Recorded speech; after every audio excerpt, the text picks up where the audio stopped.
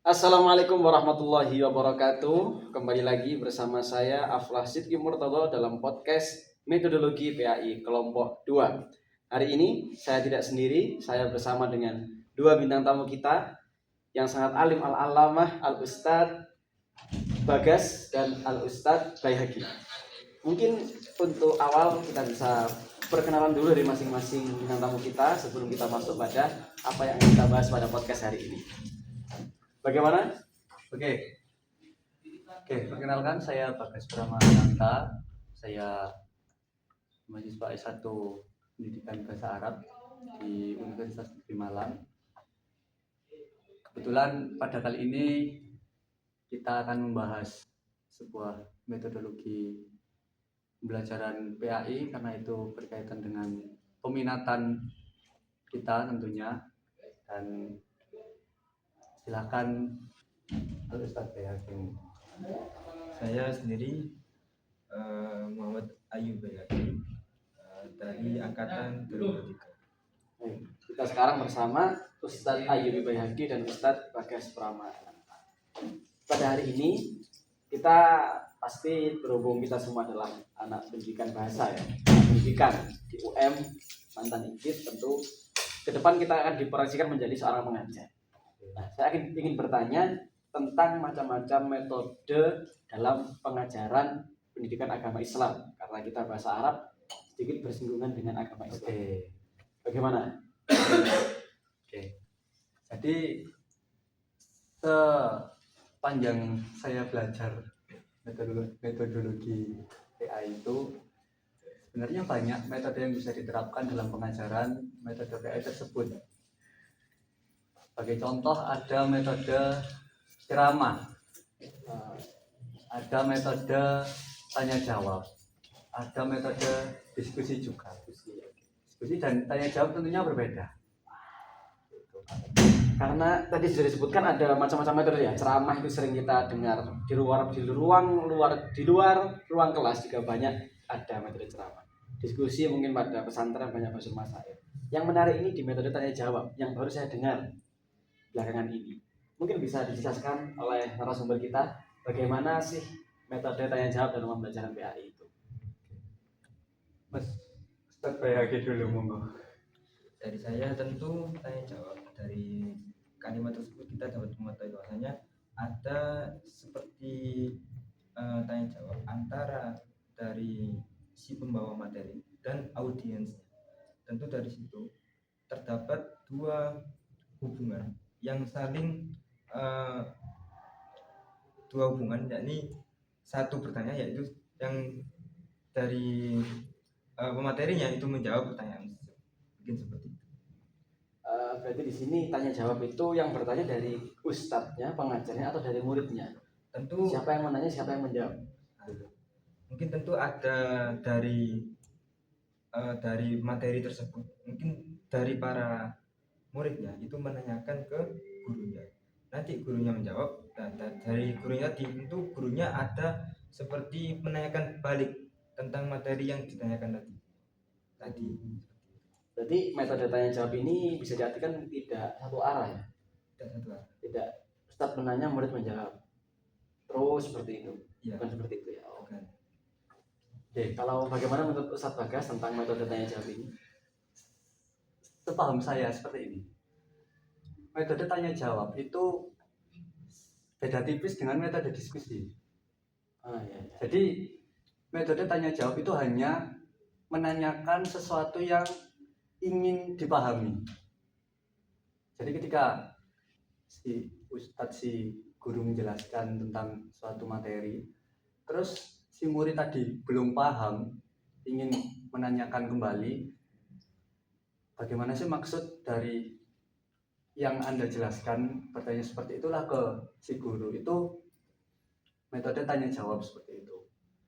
Nah, nanti metode tanya jawab ini kalau tidak hanya sekedar untuk menanyakan tentang materi yang dia bawakan, yang si ustadznya bawakan, nanti fungsinya untuk sebagai sudah klarifikasi, terus nanti ada tambahan-tambahan juga dari si murid nanti menjelaskan hal-hal yang lain, mungkin itu maksudnya sudah diskusi. Oh iya iya iya.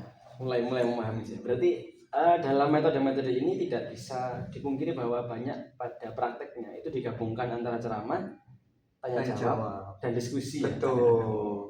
Tadi di pikiran saya bertanya-tanya karena tanya jawab, metode tanya jawab saya membayangkan di kelas semua tanya jawab gitu kan. Nah, itu Saya juga merasa gimana ya? oke, seperti ini. Metode tanya jawab itu harus ada awalnya. Nggak mungkin tiba-tiba tidak ada yang disampaikan atau tiba-tiba datang langsung tanya jawab. Itu mungkin bisa, tapi ya gimana, kurang efektif. Dan apa ya juga topik yang mau ditanyakan, topik yang mau dibahas di situ harus diketahui dari masing-masing si pengajar dan juga si murid. Nah, biasanya memang sebelum tanya jawab ini dilangsungkan kegiatan yang lain, bukan berarti ceramah juga, bisa dengan kegiatan yang lain. Betul. Dan nanti setelah kegiatan itu barulah nanti ada sesi tanya jawab. Biasanya seperti itu. Oh iya ya, bisa jadi disetelkan video dulu Nah. atau dengan metode suruh membaca kemudian ditanyakan. Saya jadi teringat bahwa metode tanya jawab ini juga pernah dilakukan dalam pengajaran malaikat Jibril kepada Rasulullah ketika menanyakan mahwal iman, mahwal Islam. Apakah itu berarti metode ini juga bisa digunakan untuk menguji dalam pemahaman para murid ini? Oke, sedikit menjawab. Tentu kita tahu bahwasanya tanya jawab ini ada yaitu interaktif dua arah. Yang di sana itu terdapat spontanitas dan termasuk ada juga berpikir kritis secara cepat, yaitu merangsang berpikir secara cepat tadi. Maka dari itu ketika mungkin ditanya jawab di kelas atau di lain hal, itu ketika ada dari pemateri sudah selesai maka langsung ada spontanitas tadi. Jadi langsung berpikir secara kritis tentang apa yang dipahami tentang hal tersebut. Mulai tergambar di benak saya bedanya. Oke, jadi tadi kalau pertanyaannya apakah tanya jawab itu bisa digunakan juga untuk menguji, memang seperti itu. Tanya jawab itu juga bisa digunakan untuk menguji, baik misal mau ngetes si murid, mau ngetes si guru, itu bisa juga. Dan kebanyakan memang tentunya si guru dong untuk mengetes si muridnya. Ya, ditanyakan kembali materi yang sudah dijelaskan, apakah kamu paham, dan biasanya kan indikator paham itu bisa menjelaskan kembali, bisa menyimpulkan dan lain sebagainya. Kalau ketika hal itu tidak bisa dilakukan oleh si siswa, nah itu biasanya sudah masuk ke metode yang lain mungkin. Ngobrol-ngobrol tentang metode tanya jawab tadi sudah dijelaskan oleh ustadz-ustadz kita apa bedanya dengan ceramah, dengan diskusi dan lain-lain, dan bagaimana penerapannya di dalam ruang kelas. Saya ingin bertanya kepada kedua ustadz ini tentang kelebihan dan kekurangan dari metode tanya jawab. Tentu semua metode punya kelebihan dan kekurangan. Mungkin bisa dijelaskan kelebihan di ustadz siapa, kekurangan dari siapa, monggo. Saya sendiri dari Ustadz Bayai.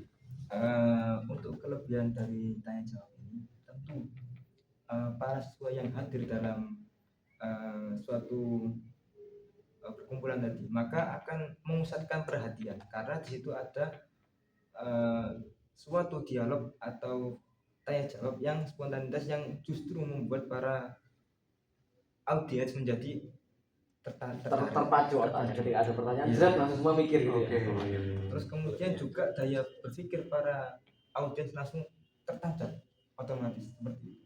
Jadi ketika ada pertanyaan, oh gini, oh ternyata gini, seperti ini, maka langsung tergambar dan tertanam di dalam pikiran. Mungkin seketika itu. Mungkin karena itu juga ya, karena ketika ada pertanyaan dilontarkan, semua orang daya fokusnya langsung meningkat karena ada pertanyaan. Orang ditanya kan harus menjawab. Oke. Akhirnya dengan jawaban yang ada, orang-orang fokus dan bertanya. Mungkin ada yang lain atau tentu dari yang tanya jawab tadi menimbulkan sisi keberanian, yaitu sisi bahwasanya aku bisa untuk menanyakan mental juga seperti itu. Nah, dari saya, kita berbicara kekurangan sebenarnya juga banyak. Salah satu kekurangannya adalah di dalam forum itu biasanya ketika dilangsungkan metode tanya jawab adalah si yang bisa jawab, yang punya mental, yang punya keberanian untuk menjawab itu biasanya anaknya itu aja, sehingga itu menimbulkan kesenjangan. Ya oke lah, yang tidak bertanya mungkin bisa mengamati dari pertanyaan temannya atau jawaban ustadznya, tapi kalau dia bertanya itu memang ada kepuasan secara personalnya untuk bisa menanyakan, karena itu sangat terjadi pada saya ketika bertanya, terus walaupun pertanyaan itu tidak dijawab dengan goals yang saya inginkan, tapi oke lah seperti itu. Dan biasanya memang hal ini untuk memantik ke metode diskusi itu awalnya ya harus dari pertanyaan jawab tadi itu. Dan kebetulan di sini di Universitas Negeri Malang hal itu menjadi nilai plus ketika kita sudah presentasi ya Ustaz. Kita sudah presentasi lalu kita buka, ketika si presentator membuka sesi diskusi itu ketika ada audiens yang ikut melontarkan pertanyaan, ikut memfeedback, ikut aktif dalam forum itu menjadi nilai plus untuk dia sendiri di mata dosen seperti itu. Betul. Nah, kekurangannya adalah tidak meratanya proses tanya jawab itu ya. Karena nggak mungkin dalam satu kelas atau proses pembelajaran semua anak bertanya. Hampir di pelajaran nggak mungkin. Jadi itu menjadi kekurangan bahwa dia yang bertanya ya hanya anak itu saja. Mungkin dari sisi yang lain adakah kekurangannya lagi Ustaz? Mungkin kekurangan kalau tiba-tiba tanya jawab itu sangat kurang efektif, karena yang seringkali diterapkan di sini di Indonesia secara umum itu pasti ada sesi penyampaian materi terlebih dahulu, entah bentuknya lewat apa, entah ceramah, entah tadi nonton video dan lain sebagainya, baru nanti dilangsungkanlah sesi tanya jawab. Karena gak mungkin, sebenarnya bisa, tapi misal dipraktekkan itu menjadi sesuatu yang tidak umum di sini. Tiba-tiba masuk kelas langsung tanya jawab itu sangat ya. Kecuali mungkin dalam proses evaluasi atau tes. Ya. Nah, tadi sudah disampaikan terkait pengertian, perbedaannya dengan berbagai metode yang lain, dan sudah disampaikan kelebihan dan kekurangan dari tanya jawab. Kelebihannya kurang lebih adalah membangun fokus, membangun keberanian, mentalitas pada pembelajar. Dan kekurangannya adalah kekurangannya dalam kemerataan itu, karena dalam satu kelas tidak mungkin semuanya bisa bertanya. Sebuah obrolan yang sangat hangat, sangat penuh ilmu pada siang hari ini bersama Ustadz Bagas dan Ustadz Baihaqi. Mungkin pada kesempatan lain kali kita bisa mendatangkan bintang tamu yang lain atau mendatangkan Ustadz ini lagi untuk membahas metode-metode yang lain terkait dunia pendidikan. Mungkin cukup itu dari saya selaku host di podcast ini, di podcast Metodologi PAI Kelompok 2. Kurang lebihnya dari kami mohon maaf. Sekian dari saya, kita berjumpa lagi pada podcast berikutnya. Wassalamualaikum warahmatullahi wabarakatuh. Ustaz.